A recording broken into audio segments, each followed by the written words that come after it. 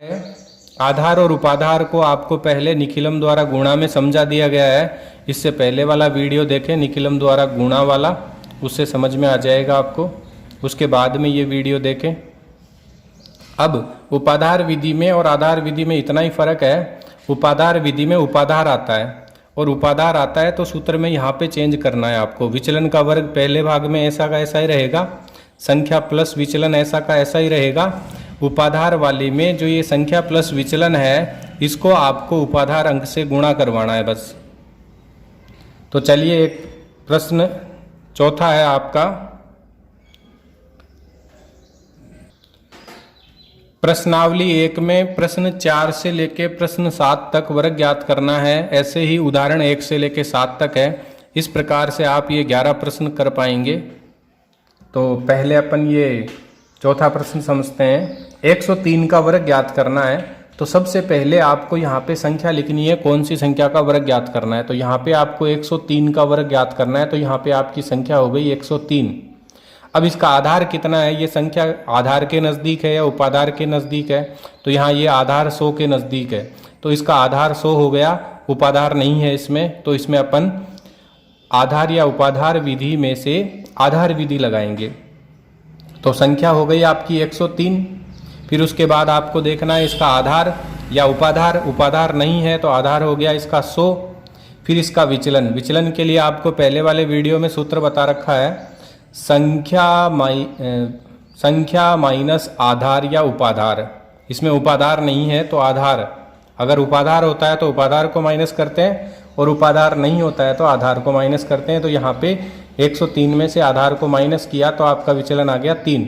तो यहाँ पे आपको 3 चीज़ों की जरूरत थी विचलन की, तो इसमें आपका विचलन आ गया 3 और संख्या की, उपाधार इसमें नहीं है। तो अपन यहाँ पे कौन सी विधि लगाएंगे, आधार विधि लगाएंगे। तो यहाँ लिखेंगे आधार सूत्र से, निखिलम आधार विधि से। तो इसका सूत्र क्या है, ये आपको ऐसे का ऐसे सूत्र लिख देना है। सूत्र है इसका संख्या का वर्ग बराबर संख्या प्लस विचलन और फिर अगले भाग में विचलन का वर्ग। तो यहाँ पे ये पहले अपन सूत्र लिखेंगे। तो यहाँ मैंने सूत्र लिख दिया है, संख्या का वर्ग बराबर संख्या प्लस विचलन और फिर अगले भाग में विचलन का वर्ग। आपको शॉर्ट में नहीं लिखना है, पूरा ये सूत्र लिखना है। अब यहाँ पे इसमें मान रखते हैं, संख्या कौन सी है, अपन को 103 का वर्ग ज्ञात करना है। तो इधर लिखेंगे, यहाँ लिखेंगे संख्या है अपनी 103, फिर प्लस विचलन। विचलन इसका प्लस है या माइनस है, अगर प्लस है तो प्लस करेंगे, माइनस है तो माइनस करेंगे। तो विचलन प्लस 3 है यहाँ पे, तो यहाँ लिख देंगे 3। फिर पहले भाग में विचलन का वर्ग, यानी विचलन 3 है तो 3 का वर्ग। अब यहाँ पे 3 का वर्ग कितना होता है, 3 का वर्ग 9 लिख दिया और यहाँ पे 103 में 3 को जोड़ेंगे तो ये हो जाएगा आपका 106। लेकिन यहाँ पे पहले भाग में अपन देख रहे हैं कि इसका आधार है 100। यहाँ पे आधार 100 है, आधार 100 है तो यहाँ पे आधार में 2 जीरो है, तो आपको यहाँ पे 2 अंक रखने हैं। अब आपके यहाँ पे एक ही अंक आया है, इसलिए आपको 9 न लिख के यहाँ पे 09 लिखना पड़ेगा। तो यहाँ पे 0 और लगाना पड़ेगा। तो ये आपका उत्तर हो गया। इस भाग में 2 अंक ले लिए और यहाँ हो गया आपका 106। इस प्रकार से ये इस संख्या का वर्ग आ गया। अब प्रश्न 5वां लेते हैं। सबसे पहले उसी प्रकार यहाँ पे आपको क्या करना है, सबसे पहले संख्या लिखनी है। तो संख्या हो गई आपकी, यहाँ 95 का वर्ग ज्ञात करना है आपको। तो आपकी संख्या है, किस संख्या का वर्ग ज्ञात करना है, 95 का वर्ग ज्ञात करना है। तो आपकी ये संख्या हो गई 95। अब इसको आधार से करना चाहते हो तो यहाँ पे आपका ये आधार हो गया, ये 100 के नज़दीक है संख्या, तो आधार ले लेते हैं इसका 100। तो इसका उपाधार नहीं होगा। और अब आप इसका विचलन ज्ञात करते हैं। तो विचलन के लिए आपको सूत्र बता रखा है, संख्या माइनस उपाधार या आधार। तो संख्या है आपकी 95, उपाधार है नहीं, तो इसमें से आपको आधार माइनस करना है। तो माइनस करने से ये आपका आया -5। तो आपका विचलन माइनस में है। अब यहाँ पे वापस सूत्र लगाएंगे। सूत्र क्या है? सूत्र ये रहा, आप सूत्र लगाएंगे, मैं डायरेक्ट लिख रहा हूँ। संख्या का वर्ग ज्ञात करना हो, यानी अपन को 95 का वर्ग ज्ञात करना है, तो बराबर संख्या प्लस विचलन। तो यहाँ पे आपकी ये संख्या है 95 प्लस विचलन। अगर विचलन धनात्मक है तो प्लस हो जाएगा, ऋणात्मक है तो माइनस हो जाएगा।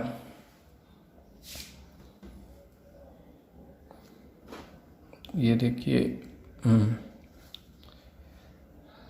-5। फिर दूसरे भाग में विचलन का वर्ग, तो ये विचलन -5 है, इसका वर्ग हो जाएगा। अब आगे देखिए, -5 का वर्ग हो गया 25, और इसमें से इसको माइनस करेंगे तो ये हो जाएगा आपका 90। अब यहाँ दूसरे भाग में आपको देखना है कि इसका आधार कितना है। इसका आधार 100 है, तो इधर आपको 2 अंक रखने हैं, 2 ही अंक है, तो इनको ऐसे का ऐसे यहाँ पे लिख देंगे। तो ये आपका वर्ग आ गया इसका। अगला प्रश्न लेते हैं। प्रश्न संख्या है 6।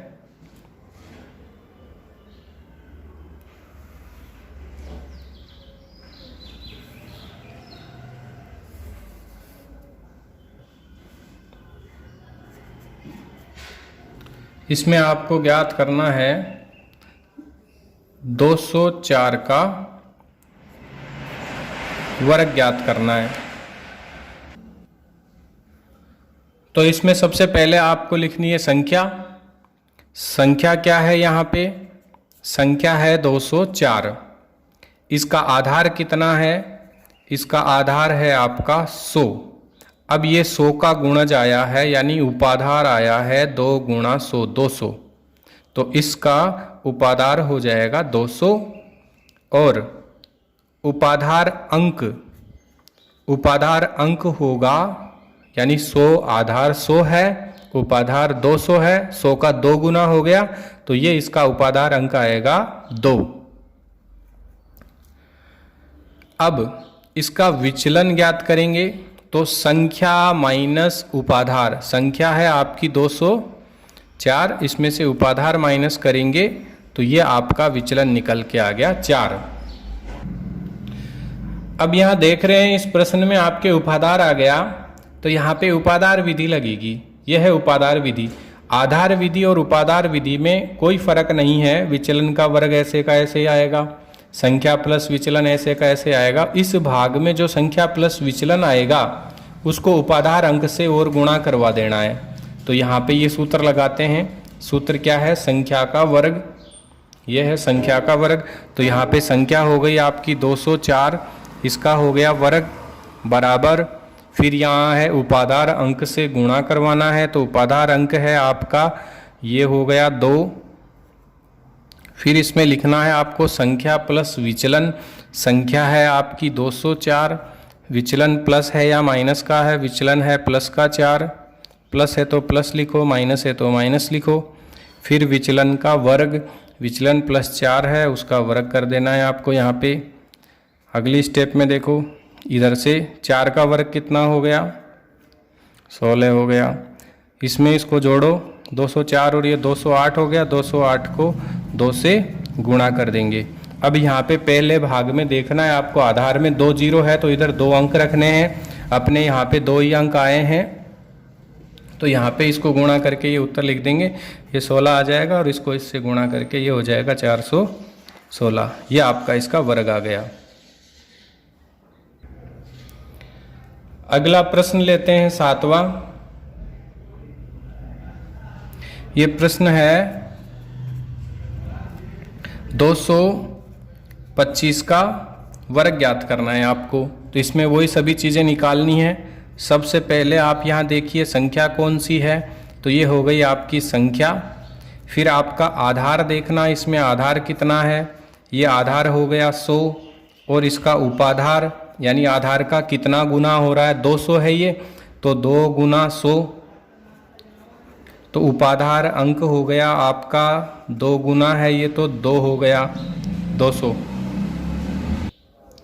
अब यहाँ पे विचलन ज्ञात करना है, तो विचलन हो गया संख्या माइनस उपाधार।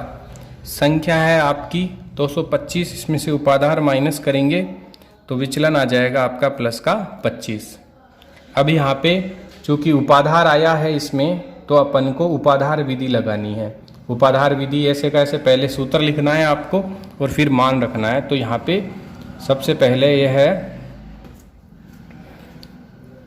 संख्या का वर्ग, तो यहाँ पे आपको लिखना है 200, पहले सूत्र लिखना है फिर ये लिखना है, उसमें मान रखना है 225 का वर्ग बराबर, फिर यह है आपका उपाधार अंक। उपाधार अंक कितना है इसमें 2 है। फिर उसमें लिखना है संख्या प्लस विचलन। संख्या है आपकी 225, विचलन प्लस का है 25, और फिर इस पहले भाग में आपका है ये विचलन का वर्ग, तो 25 का वर्ग। अब इसको लेफ्ट हैंड साइड से सॉल्व करेंगे। 25 का वर्ग निकालो, 25 को 25 से गुणा करोगे तो ये हो जाएगा आपका 625। इसका डायरेक्ट भी जिसके अंत में 5 आता है उसका डायरेक्ट निकाल सकते हैं। इसके अंत में 5 है तो 5 का तो यहाँ आ जाएगा 25, और फिर 2 को उसकी अगली संख्या एकाधिक 3 से गुणा करेंगे तो 2 तिया 6, ऐसे डायरेक्ट निकाल सकते हो।